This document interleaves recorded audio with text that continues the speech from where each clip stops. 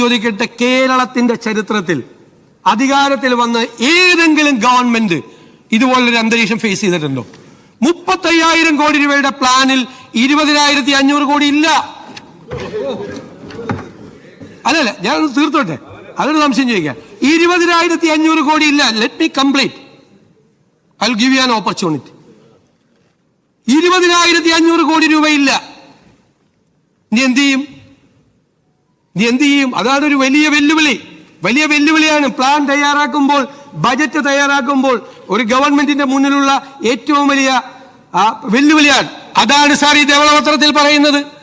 ബഹുമാനപ്പെട്ട പ്രതിപക്ഷ നേതാവ് ഇന്നലെ സംസാരിച്ചപ്പോൾ ഒരു കാര്യമില്ലാതെ പറഞ്ഞു, ധവളപത്രം എന്ന് പറയുന്ന ഉമ്പാക്കി കാണിച്ച് ഭയപ്പെടുത്തേണ്ടതാണ്.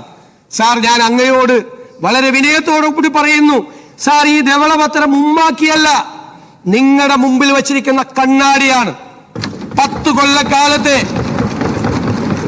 സാമ്പത്തിക മിസ്മാനേജ്മെന്റിന്റെ കൂടി കണ്ണാടിയാണ്.